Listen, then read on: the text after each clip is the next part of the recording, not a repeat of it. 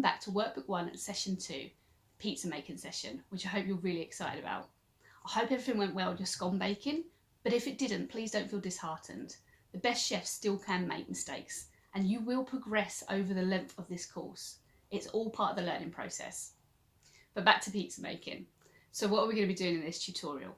Well, first of all, I'm going to talk to you about the creative ways that you could design a pizza. So we're going to try and come away from your traditional standard pizza and try and come up with something a bit more creative and original. Now, there's a good chance when you start making your pizza that you're going to be using ingredients that need slicing, dicing or chopping. So we really need to cover a very important topic, and that's of knife safety. I'm going to be talking to you about the do's and don'ts when using and handling knives. This is also going to be the focus for your adult. So your supervising adult will need to be writing comments on how safely you use knives. So it's important that they see this part of the tutorial as well. And then finally, I'm going to help you again with some ideas and things you can write about in the evaluative part of the workbook. So let's get going. So let's start by looking at your pizza design task. In the pizza session, you're being asked to imagine that you've been asked to design a creative pizza that will encourage young children to eat more vegetables. It's probably a good idea to think about the design of a traditional pizza first of all. Most pizzas come in a round circular shape. They'll have a variation of toppings which will of course have an impact on the different colours you can get in a pizza. But does a pizza have to be round? Imagine you were a chef working in a restaurant on Valentine's Day. How cool would it be if your pizzas were heart-shaped so that they followed the theme of the holiday? How you shape your dough is completely up to you. There are no rules on what shape your pizza could be. And what about the ingredients on top of your pizza? Do they have to be displayed in a certain way, or could you use them more creatively? For example, creating a face or even a whole picture or scene on your pizza, just in the way that you spread out your ingredients. Something you should think about whenever you're cooking any dish is the use of colour. So try to pick ingredients that are quite colourful and show a contrast. When you're designing your pizza, think outside the box. It doesn't have to be a round shape, and the ingredients don't have to be evenly spread out if you don't want them to be. How are you going to make your pizza appeal to young children? You can be as creative as you like with this product.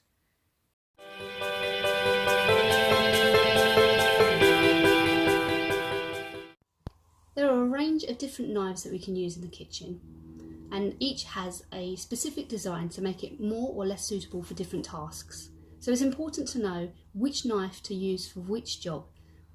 Using the wrong knife for a particular ingredient increases your chance of injuring yourself because that piece of equipment wasn't designed for that purpose. Looking at the knives here, you can see there's variation in size and the blade type. So the sharp edge on these three knives is the same, and this one's different. This is known as a serrated edge. This knife with the long blade and the serrated teeth is actually a bread knife. It's designed specifically to cut up bread products using a sawing method. This next one along with a thicker blade but still quite a large knife is known as a chef's knife. So it's a general all-purpose knife that would be used for cutting up larger ingredients. For example, a bell pepper or an onion. If you wanted to cut it in half, you would probably use a chef's knife. This one here that's still very, very big is a long knife but doesn't have as thick a blade as a chef's knife. It's slightly thinner. This is known as a carving knife. So that's designed to cut up meat, to carve meat. And this last one here is probably the one you're going to be using the most in your kitchen. It's a smaller blade. It's still sharp, it's still as sharp as these, but it is a shorter blade, and it's known as a vegetable knife. It's a general all-purpose knife, but it's more suitable for cutting smaller items. So for example, if you've cut your onion in half and you wanted to dice it into small pieces, you'd probably use a vegetable knife to do that. If you were to cut small pieces using a very big knife, then there's a good chance you're going to injure yourself that way. So it's important to think about your knife selection before you start cutting your ingredients. Other types of knives that you may have seen are cutlery knives. So you might find these in your cutlery drawer. This one here that has the blunt and rounded edge, so it's very difficult for you to injure yourself on one like this. This is called a butter knife. So it's designed to spread butter. This one here that has slight serration on its teeth, a bit like the bread knife, but on a smaller scale.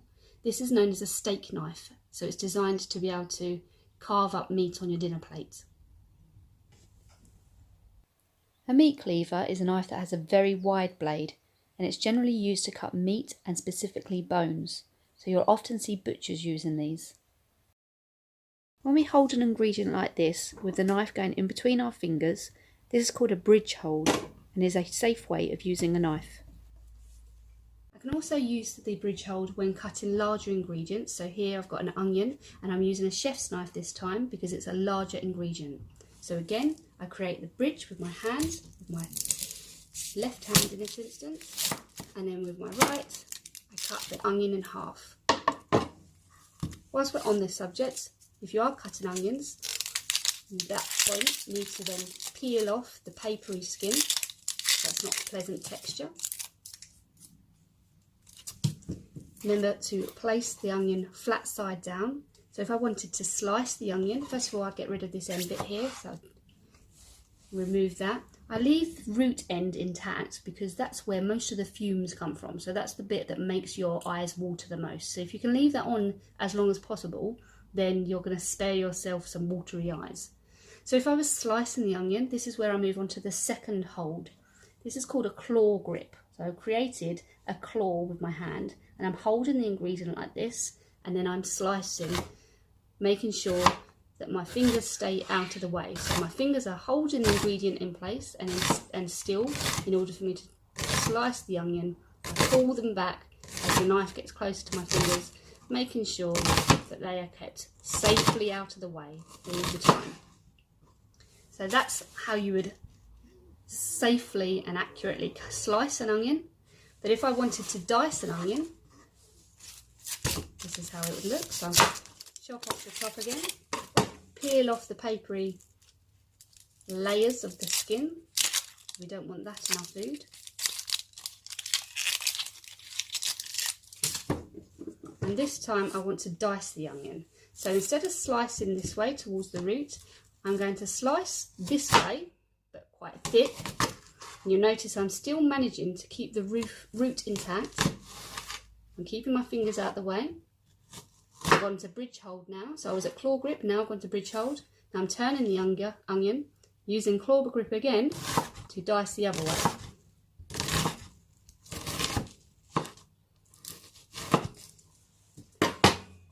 And so you've got more square pieces of onion as opposed to slices of onion. You want to make sure that you remove any traces of the papery skin. It's not a nice texture when you get that in your food. Now we need to think about as well how sharp your knife is. Believe it or not, a sharp knife is actually safer to use in the kitchen than a blunt knife. And the reason behind this is that with a blunt knife, you need to put a lot more effort behind it. You've got to push and force the knife to make it cut through your ingredients, which increases your chance of having an accident. And if you do have an accident, because you've put that extra force behind the knife, then there's a good chance you're going to cut yourself more severely than if you were using a sharp knife.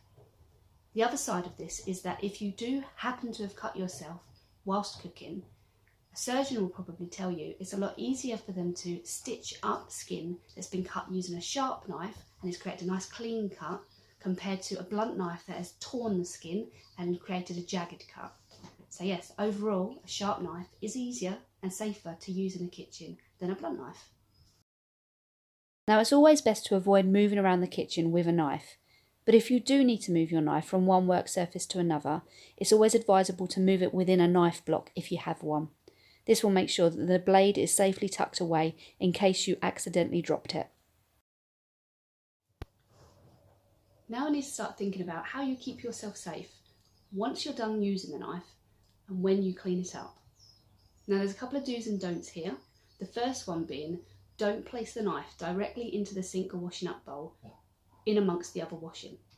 Now the reason behind this is that once you've added hot soapy water, you're inevitably going to have created a layer of bubbles on top of the water, and that layer of bubbles is going to disguise whatever's in the sink. So you could easily injure yourself by placing your hands in the bowl, maybe because you've forgotten the knife is there or just because you can't see where it is. So to avoid this, what you need to do is make sure you put the knife next to the sink and wash them up one at a time. So you're not letting it go in the sink, you're holding it in one hand and cleaning the blade. So now we need to think about how we actually clean and dry the knife. You need to be very aware of which side of your knife is the sharp side. So here you can see the blade is on this side and this is the dull edge. You need to be very conscious of this when you're washing up your knives. You need to pay attention, make sure you're not looking at or chatting to the person next to you. Those kind of distractions and loss of focus is where accidents can happen. Same as when you're using the knife. If you just show it enough respect and concentrate on what you're doing, you won't hurt yourself.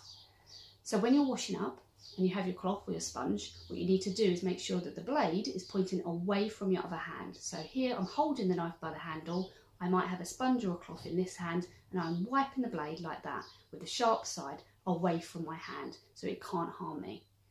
If I was to wash it up this way round, then I'm going very likely to cut into my palm of my fingers, and that is a nasty injury. So just make sure that when you pick up your knife to actually wash it, you take note of which side is the blade, double check it before you wipe it with a cloth.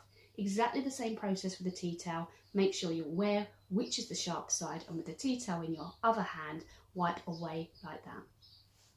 To recap, make sure you use an appropriate knife for the task, one that's not too small and not too big for the ingredients you're cutting. Ensure that the handle is grease-free so that you have the best grip on the knife. Just double check and make sure the knife's still in good condition and there's no chance that the blade is going to come away from the handle. If you have to move the knife around, try and move it within a knife block. Bridge hold and claw grip is the safest way to hold your ingredients whilst you're cutting them. Make sure when you're washing and drying your knives, the blade is away from you. And above all, whenever you are working with knives, ensure that you have got good focus and you're concentrating on the job in hand. For the evaluative task of this session, you're going to be asked to look specifically at how you worked hygienically throughout the practical. Don't forget there's a difference between working safely and working hygienically. The two areas you need to make sure you cover are all the steps you took before you started cooking and then any steps you took during the practical. If you need any reminders, look back at session 1 and all the work you did on personal hygiene. Good luck with your practical. I can't wait to see what creative pizza design you come up with.